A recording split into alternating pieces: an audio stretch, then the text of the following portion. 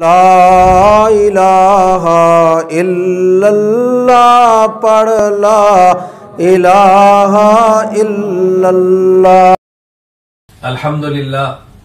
الحمدللہ وحدہ لا شریک لہ والصلاة والسلام علی من لا نبی بعدہ وعلی آلہ وصحابہ الذین اوفوا عہدہ۔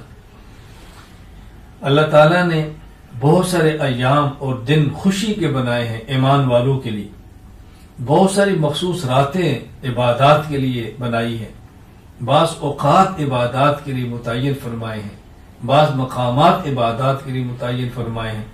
ہمیں چاہیے وہ دن جو اللہ کے خصوصی عبادت کے ہیں ان کو عبادت میں لگائیں، وہ خاص گھڑیاں جو اللہ کے مانگنے کی ہیں اس میں لگائیں۔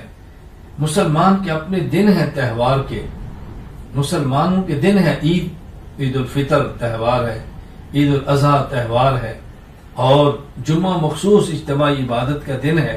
اللہ نے ہمیں دیا ہے، اس پر خوشی کا اظہار کریں، اچھے کپڑے پہنیں، سفید کپڑے پہنیں، خوشبو لگائیں، چہرے سے خوشی محسوس ہو۔ اور وہ دن جو کفار نے اپنے لیے متعین کیے ہیں وہ ہمارے دن نہیں ہیں، ہمیں ان دنوں سے بچنا ہے، ہمیں اجتناب کرنا ہے۔ ابھی 25 دسمبر آ رہی ہے، اس کو کرسمس ڈے کے دور پہ منایا جاتا ہے۔ یہ عیسائیت کا دن ہے، اسلام کا دن نہیں ہے، یہ مسلمانوں کی خوشی کا دن نہیں ہے، یہ مسلمانوں کی عبادت کا دن نہیں ہے۔ اس بات کو سمجھیں، ایسی تقاریب میں جانا، کیک کاٹنا اور اس پر فخر کرنا یہ بہت افسوس کی بات ہے کہ انسان کی مجبوری ہو کہ ماحول اس کے بغیر اس کو نکلنے کا راستہ نہ دیتا ہو، گزارا نہ ہوتا ہو، مجبوری میں پھنس جائے، یہ تو الگ بات ہے۔ لیکن خوشیوں میں جانا، تقاریب میں شرکت کرنا، اس پہ کیک کاٹنا اور اس پہ خود ہدیے دینا، مبارکبادیں دینا، ہمیں اس سے اجتناب کرنا چاہیے۔ مسلمان کو اپنے اسلام پر فخر ہونا چاہیے، اپنے ایمان پر فخر ہونا چاہیے، رسول اکرم صلی اللہ علیہ وسلم کی مبارک تعلیمات پر فخر ہونا چاہیے۔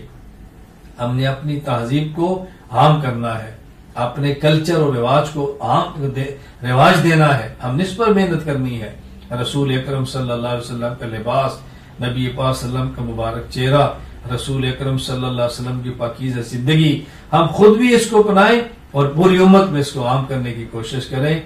اسلامی تہواروں کو سمجھیں اور کفریہ تہواروں سے خود کو بچائیں اور دوسروں کو بچانے کی مناسب پیار سے، محبت سے ترتیب بنائیں۔